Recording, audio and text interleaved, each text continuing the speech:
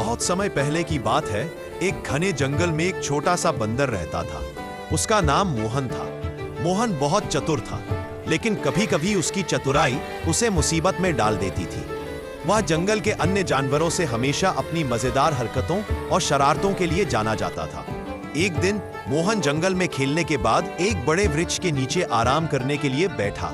तभी उसने देखा कि उसके पास एक बड़ा सा नारियल गिरा। नारियल का आकार बहुत सुंदर था और मोहन सोचने लगा, यह नारियल शायद मुझे कुछ खास करने का मौका देगा। इसने नारियल को उठाया और उसे खोलने की कोशिश की, लेकिन वह खोल नहीं सका। अब मोहन सोचने लगा कि नारियल खोलने का तरीका क्या हो सकता है। तभी उसके मन में एक आइडिया आया। वह सोचने लगा, अगर मैं इसे पेड़ से गिराकर तोड़ूं, यह टूट जाए। मोहन ने नारियल को हाथ में लिया और पास के बड़े पेड़ की ऊंची शाखा पर चढ़ने लगा। पेड़ की ऊंचाई उसे ज्यादा परेशान नहीं कर रही थी, क्योंकि वह जंगल का सबसे फुर्तीला बंदर था। जब मोहन पेड़ की सबसे ऊंची शाखा पर पहुंच गया तो उसने नारियल को नीचे गिराया। जैसे ही नारियल जमीन पर गिरा, वो टूट गया और उसमें से ताजे नारियल का पानी बाहर निकलने लगा। मोहन खुश हुआ और उसने पानी पिया, लेकिन अब वह देख रहा था कि नारियल का गूदा भी बाहर आ गया था। वह सोचने लगा, अब मैं इसका क्या करूं? तभी उसके पास एक और बंदर आकर बैठा। उसका नाम था टप्पू। टप्पू ने मोहन से पूछा, क्या कर रहे हो मोहन? मोहन ने उसे नारियल का गूदा दिखाया और कहा, मैं सोच रहा था कि अगर इसे खाऊं तो क्या अच्छा रहेगा।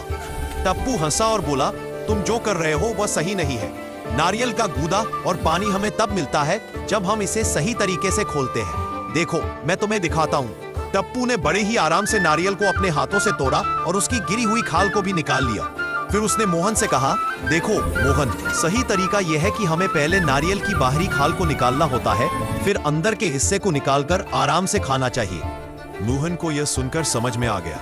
वह टप्पू का धन्यवाद करते हुए बोला, तुमने मुझे सच में एक नई बात सिखाई। अब मुझे हर चीज का सही तरीका समझ में आया है। इसके बाद दोनों ने मिलकर नारियल खाया और खुशी खुशी जंगल में खेलने लगे।